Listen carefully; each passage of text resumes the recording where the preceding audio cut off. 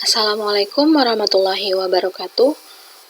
Pada pertemuan kali ini, Ibu akan menjelaskan salah satu materi mengenai perpajakan, yaitu tentang mekanisme perhitungan PPh badan.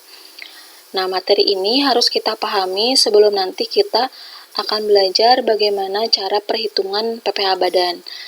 Nah, kita langsung saja masuk ke materi. Di sini ada mekanisme perhitungan PPh badan. Ada beberapa hal yang harus kita pahami di sini. Yang pertama, yaitu penghasilan kena pajak. Yang kedua, ada penghitungan PPh terutang. Nah, apa sih penghasilan kena pajak? Penghasilan kena pajak di sini adalah penghasilan dari suatu badan atau suatu perusahaan yang nantinya akan dikenakan pajak. Bagaimana kita tahu berapa penghasilan kena pajak suatu perusahaan? Kita bisa mengetahuinya dengan cara mengurangi penghasilan neto fiskal dengan kompensasi kerugian fiskal. Nah, penghasilan neto fiskal di sini adalah penghasilan bersih suatu perusahaan yang sudah disesuaikan dengan undang-undang perpajakan yang berlaku. Sedangkan kompensasi kerugian fiskal adalah kompensasi kerugian suatu perusahaan atau suatu badan. Nah, yang nantinya kompensasi kerugian fiskal ini itu akan bisa dikompensasikan selama 5 tahun berturut-turut. Seperti itu. Selanjutnya ada penghitungan PPh terutang. Nah, penghitungan PPh terutang di sini bisa kita ketahui dengan cara mengalihkan penghasilan kena pajak dengan tarif pajak yang berlaku. Jadi, kita bisa tahu berapa PPh terutangnya apabila kita sudah mengetahui berapa PKP-nya dan nantinya akan dikalikan dengan tarif pajak yang berlaku. Nah, sebelum kita masuk ke berapa sih tarif pajak yang berlaku untuk saat ini, kita harus tahu dulu mulanya. Di sini ada berdasarkan pasal 17 ayat 1 bagian B Undang-Undang Nomor 36 Tahun 2008 mengenai pajak penghasilan, tarif pajak yang dikenakan kepada badan adalah 25%. Besar tarif ini berlaku sejak tahun pajak 2010. Nah, jadi PPh badan itu memiliki tarif normalnya itu adalah 25% dikali nanti penghasilan kena pajak.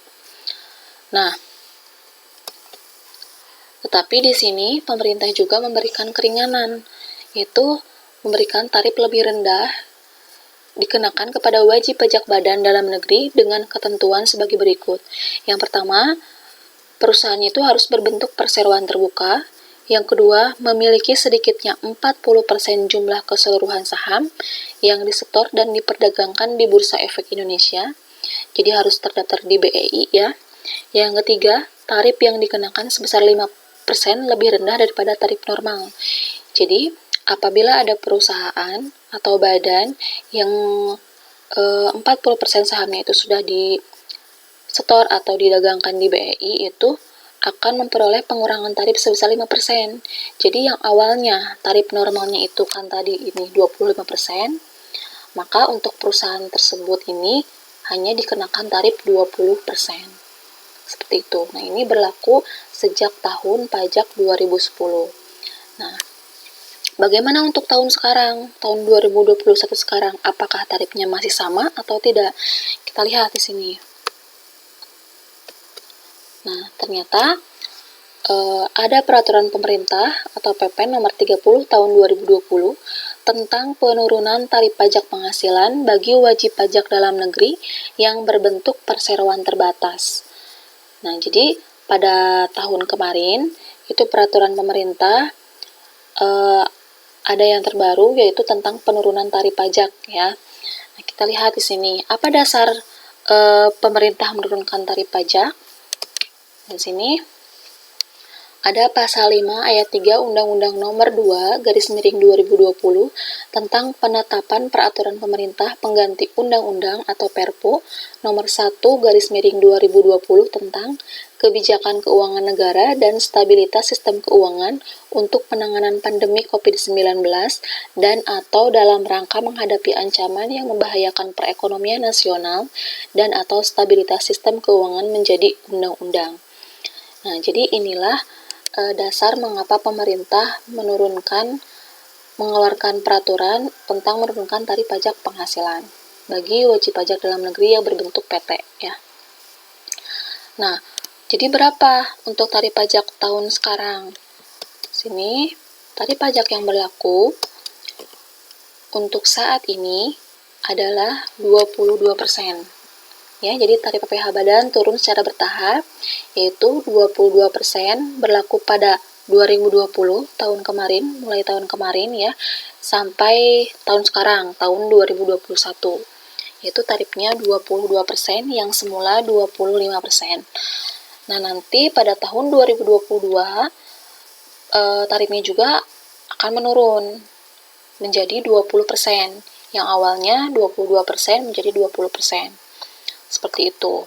Nah, pemerintah juga memberikan tarif lebih rendah 3% untuk perusahaan terbuka menjadi 19% pada tahun 2020 dan 2021 dan 17% mulai pada tahun 2023. Jadi ada potongan tarif lebih rendah sebesar 3% untuk perusahaan terbuka. Nah, apa syarat-syaratnya bagi perusahaan yang ingin perusahaannya itu membayar pajak lebih rendah 3%? Di sini syaratnya. Yang pertama, saham dikuasai setidaknya 300 pihak. Yang kedua, setiap pihak di dalam perseroan terbatas atau PT hanya diizinkan menguasai saham di bawah 5% dari keseluruhan saham yang diperdagangkan dan disetor penuh. Yang ketiga, saham yang diperdagangkan dan disetor pada bursa efek wajib dipenuhi dalam kurun waktu paling sedikit 183 hari kalender selama jangka waktu 1 tahun pajak. Yang keempat, membuat laporan kepada Direktorat Jenderal Pajak. Itu adalah syarat-syarat apabila suatu perusahaan ingin perusahaannya itu membayar pajak lebih rendah 3% dari tarif normal.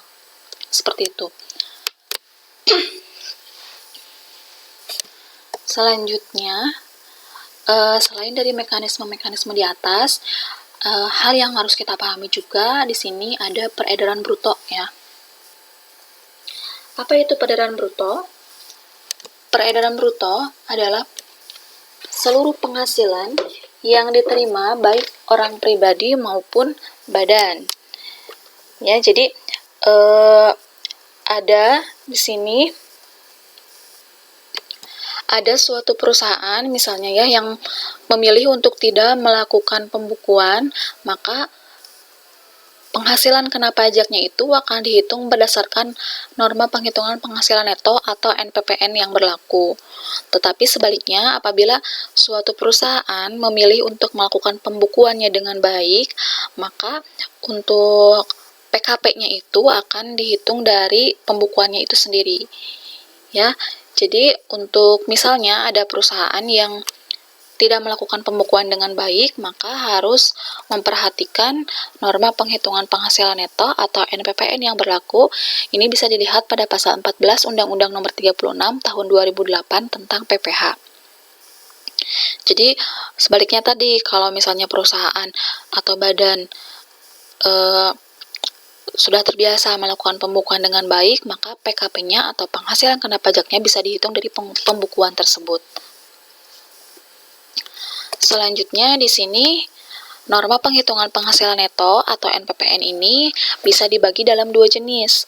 Nah, berdasarkan jumlah peredaran brutonya, yaitu diantaranya yang pertama ada peredaran bruto hingga 50 miliar, jadi dari 0 sampai 50 miliar, dan yang kedua ada peredaran bruto di atas 50 miliar.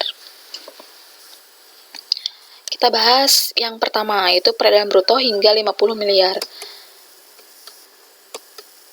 Nah, yaitu peredaran bruto yang kurang dari 4,8 miliar, itu tarifnya bisa mendapatkan tarif normal ya, tarif normal dan potongan tarif. yaitu potongan tarif sebesar 50% dan tarif normalnya tadi 22% yang berlaku saat ini baru dikali dengan penghasilan kena pajak. Itu apabila peredaran brutonya itu kurang dari 4,8 M. Jadi 0 sampai 4,8 M, maka tarifnya atau perhitungan PPh badannya bisa dihitung dengan rumus ini. 50% dikali 22% tarif dikali PKP. Jadi 50% ini adalah potongan atau fasilitas pengurangan tarif, dan ini tarif normal, dan ini penghasilan kena pajak dari suatu badan atau suatu perusahaan. Sedangkan apabila lebih dari 4,8 M sampai dengan 50 M, itu akan ada dua perhitungan. Yang pertama yaitu kita harus cari dulu berapa PPh yang mendapatkan penghasilan kena pajak yang memperoleh fasilitas, yang ini potongan tarif, dan yang tidak memperoleh fasilitas. Nanti untuk lebih jelasnya kita akan pelajari di bab perhitungan. Selanjutnya ada peredaran bruto di atas 50 miliar. Nah, untuk peredaran bruto di atas 50 miliar ke atas ya, itu PPh badan terutangnya dengan peredaran bruto di atas 50 miliar akan dihitung berdasarkan ketentuan umum atau tanpa fasilitas pengurangan tarif. Nah, itu tadi. Untuk tarif umum atau tarif normal itu, kalau untuk PPh badan untuk saat ini adalah 22%. Maka, di sini untuk peredaran bruto di atas 50 miliar ke atas, maka PPh badannya bisa dihitung dengan cara tarif normal 22% dikali PKP. Maka itulah PPh badannya. Seperti itu. Jadi itu adalah beberapa mekanisme yang harus kita pahami sebelum nanti kita akan belajar bagaimana cara menghitung PPh badan terutang. Itu. Sekian materi yang dapat Ibu sampaikan pada kesempatan kali ini. Mudah-mudahan bermanfaat. Next video kita akan bahas tentang bagaimana sih cara perhitungan PPh badan.